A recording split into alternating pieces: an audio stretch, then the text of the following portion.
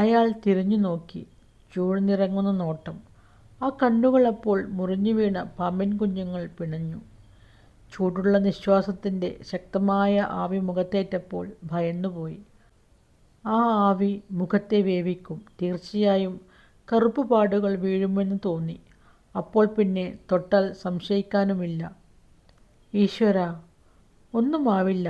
ഞാനിതാ തൊടാമല്ലോ ഗിരിയെ. നിറയെ ചെമ്പിച്ച രോമങ്ങളുള്ള ബലിഷ്ഠമായ വെളുത്ത കൈകൾ. അമ്പലത്തിലെ നിവേദ്യച്ചോറുണ്ട് അകാലത്തിൽ വളർന്ന കുടവയർ. അതിനുമീതെ വയറിനെ രണ്ടായി പകുത്ത് കിടക്കുന്ന മുഷിഞ്ഞ പൂണൂൽ. ഗിരിജ ഭയന്ന് വിറച്ചുപോയി.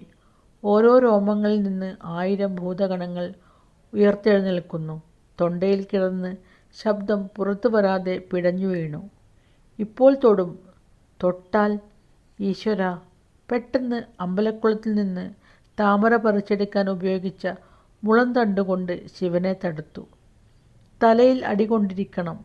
ഒന്ന് കറങ്ങി ശിവൻ ഇടവഴിയിലെ വെള്ളത്തിൽ വീണു.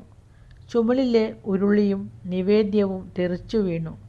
കൊച്ചുമീനുകൾ ആദ്യം ഒന്നകന്നു. പിന്നെ നിവേദ്യച്ചോറിനു ചുറ്റും വട്ടമിട്ട് നീന്തി. ഒന്നും ഓർത്തില്ല. പിന്നാലെ വരുന്ന ഭൂതഗണങ്ങളിൽ നിന്ന് രക്ഷപ്പെടാൻ ഓടി. 28 പടികളും ഒറ്റച്ചാട്ടത്തിൽ കയറി. അമ്മ പരിഭ്രമിച്ചോടി വന്നു. എന്തേ മോളുണ്ണി? അമ്മയുടെ മുഖത്ത് നോക്കി. പിന്നെ സ്വന്തം ശരീരത്തിലും. അമ്മ പിടിച്ചണച്ചു. ത്രിസന്ധ്യ. മോളുണ്ണി, എന്തിനേ ഓടിയത്?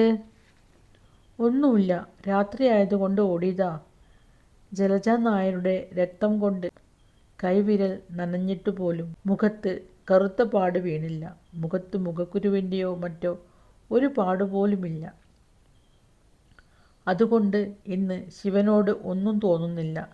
ശിവൻ ഇന്ന് ഇല്ലപ്പറമ്പിലെ കാര്യസ്ഥനാണ്.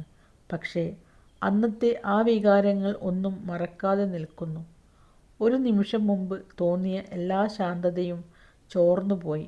മനസ്സ് മുറിവേറ്റ കിളിയെപ്പോലെ പിടഞ്ഞു. ഇല്ലപ്പറമ്പിൻ്റെ പടി കയറിത്തീർന്നപ്പോൾ കിതച്ചു. എവിടെയോ ചെറിയൊരു വേദന. ഉമ്മറത്ത് കുട്ടേട്ടനും ഡോക്ടറേച്ചിയും ഇറങ്ങി നിൽക്കുന്നു. പോകാൻ ഇറങ്ങി നിന്ന അയാൾ ഗിരിജയെ കണ്ടപ്പോൾ അമ്പരന്നു. ഗിരി, നീ എപ്പോ വന്നു? ഇന്നലെ രാത്രി.